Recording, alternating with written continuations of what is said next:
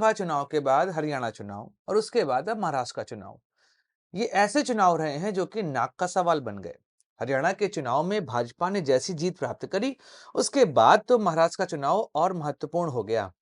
महाविकास अघाड़ी महायुति के बीच में चल रहा यह मुकाबला, पूरा देश इस समय महाराष्ट्र की ओर नजर रख के बैठा हुआ है।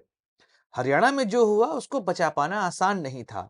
जहां पर कांग्रेस आराम से जीत रही थी, वहां पे अचानक से भाजपा की जीत ने सभी चुनावी पंडितों को हतप्रभ में डाल दिया। वहां पे ऐसा क्या हुआ जिसके बाद अचानक से कांग्रेस की नैया डूब गई और भाजपा वहां पर अपने आप को और मजबूत कर पाई? क्या क्या हुआ वहां पर, इस पे चर्चाएं बहुत ज्यादा हो चुकी है।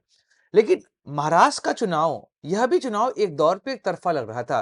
खासकर 2024 के लोकसभा चुनाव के बाद जैसा माहौल बना, उसमें एक बात समझ में आ रही थी कि महायुति को लेकर जनता वर्तमान समय में अच्छा महसूस नहीं कर रही है। लेकिन हरियाणा चुनाव के बाद जो नतीजे आए, उसके बाद चीजें बदलती हुई हमें महाराष्ट्र में दिखाई दी।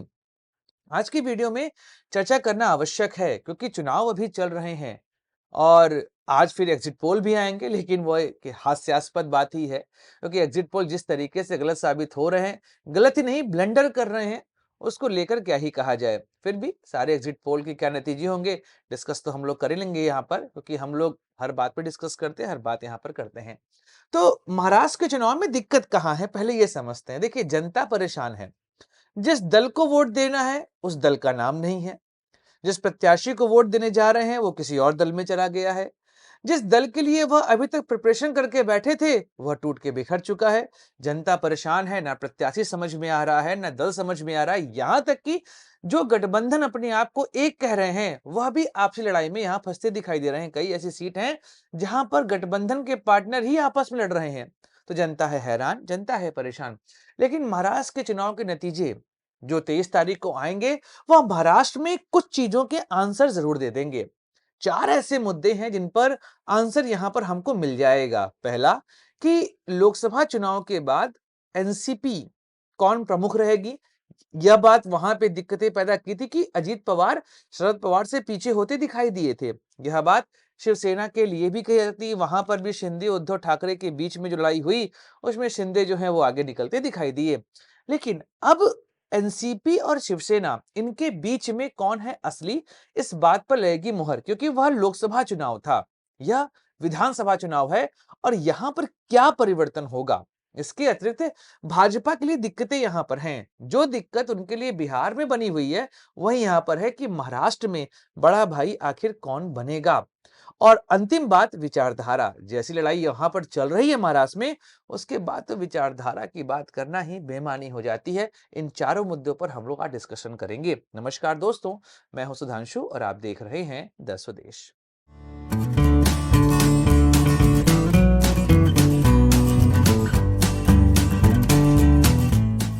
दोस्तों, पहले बात करते हैं शिवसेना की, क्योंकि यहां पर उद्धव ठाकरे और शिंदे, इन दोनों के बीच में है लड़ाई और इस लड़ाई में कौन जीतेगा। देखिए, अगर आप देखेंगे तो शिवसेना, उसका मतलब बाला साहब ठाकरे, और बाला साहब ठाकरे महाराष्ट्र की राजनीति को अपने रिमोट से चलाते थे। लेकिन 2019 में जो घटनाक्रम हुए और उस घटनाक्रम के बाद जो माहौल वहां पर बना, उस माहौल ने कई चीजें वहां पर बदल दी। और वो चीजें बदली कैसे, इसको समझिएगा। देखिए, 2019 में जब भाजपा और शिवसेना के बीच का गठबंधन टूटा, उद्धव ठाकरे कांग्रेस में गए, वहां पर एक दौर में ऐसी बातें उठी कि मुख्यमंत्री के रूप में एकनाथ शिंदे को प्रमोट किया जाएगा, पर उद्धव ठाकरे के नाम पर ही एनसीपी और कांग्रेस तैयार हुए थे। और शायद वहीं से शिवसेना के टूटने की रूपरेखा तय हो चुकी थी। फिर अचानक से क्या होता है कि शिवसेना में से एकनाथ शिंदे अपने विधायकों को लेकर जाकर बीजेपी से मिल जाते हैं, सरकार बनाते हैं और उद्धव ठाकरे को इस्तीफा देना पड़ता है। अब यहां पर एक बात समझ में आ गई कि भाई, एकनाथ शिंदे और उद्धव ठाकरे, इन दोनों के बीच में सामंजस्य तो नहीं बैठ रहा था। हिंदुत्व के मुद्दे पे भी जिस तरीके से उद्धव ठाकरे अपनी साइड लाइन या अपना साइड बदलते हुए यहां पर दिखाई दे रहे थे, वह चीजें समस्या पैदा तो कर रही थी। और इस वजह से भी शायद उद्धव ठाकरे और एकनाथ शिंदे के बीच में बवाल हम लोग को देखने को मिला। और फिर अभी कुछ ऐसे स्टेटमेंट्स उद्धव ठाकरे के साइड से आए हैं जो साफ दर्शा रहे हैं कि अब वो हिंदुत्व के साइड दिखना नहीं चाहते, यहां तक कि वह अपने पिता की लीगेसी को भी साइडलाइन करते दिखाई दे रहे हैं। हाँ, यह बात अलग है कि वो कई बार ऐसा बोलते पाए गए हैं कि अगर बीजेपी को चुनाव लड़ना है तो अपने पिता के नाम पे लड़े, ना कि मेरे पिता के नाम पे। लेकिन बात यहाँ पर बाला साहब ठाकरे किसी के पिता के तौर पर नहीं जाने जाते हैं। बाला साहब ठाकरे महाराष्ट्र की राजनीति का वह चेहरा है जिन्होंने राजनीति की दिशा और दशा तय करी है महाराष्ट्र में। ऐसे में बाला साहब ठाकरे पर किसी व्यक्ति या किसी पार्टी का अधिकार नहीं है। कोई भी व्यक्ति, कोई भी पार्टी उन पर अपना क्लेम कर सकती है, उनकी राजनीति को आगे लेकर बढ़ सकती है। देखिए, लोकसभा चुनाव में शिंदे का स्ट्राइक रेट उद्धव ठाकरे के स्ट्राइक रेट से ज्यादा अच्छा था। उद्धव ठाकरे की शिवसेना को वहां पर लोगों ने एक तरीके से नकार ही दिया और एकनाथ शिंदे की शिवसेना को ही लोगों ने असली शिवसेना माना। अगर हम टेक्निकलिटी की बात करें तो वहां पर भी एकनाथ शिंदे की शिवसेना को चुनाव आयोग ने मान लिया है कि भाई उद्धव शिवसेना यही है, इसलिए उसको सिंबल दे दिया गया। यही समस्या अगर हम देखेंगे तो एनसीपी में भी आ रही है। अजीत पवार शरद पवार के बीच में, वहां पर भी लोकसभा चुनाव में शरद पवार आगे रहे और अजीत पवार पीछे हो गए। और अब जो मुद्दे दिखाई दे रहे हैं उसमें भी शरद पवार आगे जाते हमें दिखाई दे रहे हैं। यहां तक कि अजीत पवार ने अपना जो सिक्का है ना उसको ऐसे संभाल के रखा हुआ है कि समय आने पर इस सिक्के को मैं उछालूंगा। और उन्होंने अपने कार्यकर्ताओं को यह भी कह दिया कि शरद पवार के खिलाफ कोई भी कुछ यहां पर नहीं कहेगा। कारण यह है कि अजीत पवार को समझ में आ रहा है कि जिस गठबंधन का भाग वह बने हुए हैं उस गठबंधन में वह सहज तो है नहीं। यहाँ पर पूरी तरीके से अवसरवादिता की राजनीति ही हमको दिखाई दे रही है कि अजीत पवार भाजपा के साथ मिलकर सरकार चला रहे हैं। ऐसे में वह अपने पत्ते पूरे तरीके से नहीं खोलना चाह रहे हैं। वह चाह रहे हैं कि चुनाव के बाद जैसे नतीजे आएंगे उस नतीजों के आधार पर मैं डिसाइड करूंगा कि मुझे किस साइड रहना है। शायद इस वजह से भी वो शरद पवार से जो दुश्मनी है वह मोल लेना चाहते हैं और वह चाह रहे हैं कि शरद पवार का नाम इस चुनाव में ना उछाला जाए। और शरद पवार ने भी यहाँ पे इमोशनल गेम खेल दिया है। उन्होंने यहां पर साफ कह दिया है कि भाई यह मेरा आखिरी चुनाव है। ऐसे में जनता यह देखे कि मैं उनके लिए कब तक खड़ा रहा हूं और आगे भी उनके लिए रहूंगा। इस वजह से मेरे आखिरी चुनाव को मानते हुए जनता यहां पर वोट करे। तो सीधी बात है, एनसीपी वर्सेस एनसीपी की लड़ाई में अभी तो शरद पवार आगे दिखाई दे रहे हैं और अजीत पवार यहां पर पीछे। पर वह अभी भी अपने आप को पूरे तरीके से शरद पवार से अलग नहीं करे हैं क्योंकि उनको पता है चुनाव के बाद कुछ चीजें बदलती हुई दिखाई दे सकती हैं। अब बात करते हैं भाजपा की और भाजपा की समस्या की। बिहार में आपके पास चाहे कितनी भी सीटें रही हो, आप सोच रहे हो ये महाराष्ट्र से बिहार कहाँ चला गया। नहीं, मैं बिहार की बात इसलिए कर रहा हूँ कि वहां पर फिर हम महाराष्ट्र की बात लेके आएंगे कि आपको लग रहा हो कि भाई साहब बिहार में क्या हुआ, तो बिहार में बीजेपी बड़ा भाई है लेकिन देखिए नीतीश कुमार के आगे नतमस्तक रहते हैं। तो बिहार में भाजपा कितनी भी सीट जीत जाए लेकिन गठबंधन का चेहरा हमेशा नीतीश कुमार रहते हैं। ऐसे यहां पर भी हो रहा है। अगर 14 से 19 के बीच को छोड़ दिया जाए तो 19 में सबसे अधिक सीट जीतने के बाद भी शिवसेना को बीजेपी यह अपने लिए राजी नहीं करवा पाई कि भाई साहब मुख्यमंत्री हमारा ही व्यक्ति रहेगा। और उद्धव ठाकरे इनसे टूट के चले गए कांग्रेस के पास। तो ऐसे में भाजपा का वह रसूख जो वो हर जगह दिखाती है वह फिलहाल महाराष्ट्र में दिखाई नहीं दे रहा है। यहां तक कि जब एकनाथ शिंदे टूट कर आते हैं तो एकनाथ शिंदे को मुख्यमंत्री बना दिया जाता है क्योंकि भाजपा यहां पे साइड हो जा रही है और वह बड़ा भाई बनने का प्रयास करी पर वह बन नहीं पा रही है। क्षेत्रीय पार्टियों के आगे वह नतमस्तक होती दिखाई दे रही है। बिहार में यही काम कर रही है, यही काम आपको महाराष्ट्र में देखने को मिलेगा। और अगर कहीं ऐसा बना जहां पर भाजपा अपने मन मुताबिक प्रदर्शन नहीं कर पाई तो फिर कहीं हमको एनसीपी या शिवसेना का मुख्यमंत्री यहां देखने को ना मिल जाए और भाजपा यहां पे साइडलाइन ना हो जाए। तो समस्या भाजपा के साथ यहां पर है कि वह कोशिश कर रही है बड़ा भाई बनने की, पर वह बड़ा भाई बन नहीं पा रही है।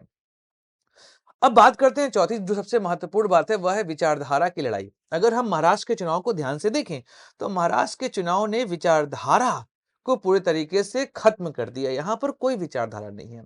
ऐसे बेमेल गठबंधन यहां पर बने हुए हैं कि गठबंधन के साथी भी असहज महसूस कर रहे हैं। अगर आप देखेंगे तो महाविकास आघाड़ी में उद्धव ठाकरे जो कि बाला साहब ठाकरे के पुत्र हैं, जो एक दौर पे कहा करते थे I am Hindu, mad mad mad Hindu, वह उस राजनीति से निकलकर उद्धव ठाकरे आए हैं। और अभी वो जैसी राजनीति कर रहे हैं वो देखिए शब्दों में दिख रहा है पर कर्म में नहीं दिखाई देगा। कारण यह है, अब जिस राजनीति से आप बाहर आए हैं उस राजनीति पर आपको टिके रहना पड़ेगा। अगर आप उससे भटकते हुए दिखाई देंगे तो जनता भी समझ जाए कि आप अवसरवादी हैं। तो जो गठबंधन यहां बना हुआ है उस गठबंधन में आप देख रहे हैं कि महाविकास आघाड़ी में उद्धव ठाकरे कहीं ना कहीं असहज रहते हैं। उनकी विचारधारा लगातार यहां पर गठबंधन के अनुसार परिवर्तित होती दिखाई दी है। यही दिक्कत अजीत पवार के साथ है। अभी आप देखेंगे कि बटेंगे तो कटेंगे के नारे में जिस तरीके की रार मची महायुति में, अजीत पवार यहाँ पर खुलकर बोल गए कि भाई हम इस नारे के साथ नहीं है, क्योंकि उनको पता है उनका वोट बैंक, उनकी राजनीति जैसे शुरू हुई, उस राजनीति में बटेंगे तो कटेंगे कहीं से सूट नहीं कर रहा है। और भाजपा को भी समझ में आ रहा है कि भाई किस व्यक्ति को मैंने यहाँ पर अपने गठबंधन का भाग बनवा लिया है। तो विचारधारा की लड़ाई जो वर्तमान समय में महाराष्ट्र में चल रही है, उसमें क्या ही कहा जाए। ऐसा बेमेल गठबंधन, ऐसे लोग यहाँ पर शामिल हो गए हैं, दोनों तरफ के लोग परेशान चल, जनता परेशान है कि हम किस विचारधारा को वोट दें, हम किस दल को वोट दें, किस प्रत्याशी को वोट दें। प्रत्याशी को वोट देने जाते तो पता चलता है वो किसी और पार्टी में चला गया है। दल को देने जाते यहाँ पे बोलते वो दल यहाँ पे चुनाव लड़ ही नहीं रहा है, और यह दल अभी इसमें है, किस गठबंधन का भाग बनेगा इसके बारे में कह पाना आसान नहीं है। तो वर्तमान राजनीति में जो महाराष्ट्र में चल रहा है, उस राजनीति के बाद हम यह कह सकते हैं कि विचारधारा का अंत तो यहां पर हो चुका है, और कोई भी पार्टी, कोई भी गठबंधन वर्तमान समय में अपने आप को विचारधारा वाली बात पर अडिग नहीं रख सकती। ये नहीं कहती कि मैं अपनी विचारधारा यहाँ पे नहीं छोड़ रहा हूं। हर कोई अपनी विचारधारा से यहाँ पर कॉम्प्रोमाइज करते दिखाई दिया है, केवल सत्ता पर बने रहने के लिए। तो ऐसे में महाराष्ट्र का चुनाव इन चीजों का आंसर हमें जरूर देगा कि यहां पर असली शिवसेना कौन है, असली एनसीपी कौन है, भाजपा क्या यहां पर अपना मुख्यमंत्री दे पाएगी, और विचारधारा की लड़ाई में विचारधारा कहां रह गई, इसके विषय में सारी बातें इस चुनाव के रिजल्ट में हमें पता चल जाएगा। दोस्तों, वीडियो समाप्त करते हैं। अगले वीडियो में हम लोग बात करेंगे कि यहां पर सरकार किसकी बन रही है, और सभी एग्जिट पोल के नतीजों को मिलाकर समग्र चर्चा करेंगे। बाकी 23 तारीख को ही पता चल पाएगा कि आखिर यहाँ पर सरकार किसकी बन रही है। तो दोस्तों, याद हिंदुस्तान को like share subscribe the channel. जय हिंद, वंदे मातरम, भारत माता की जय।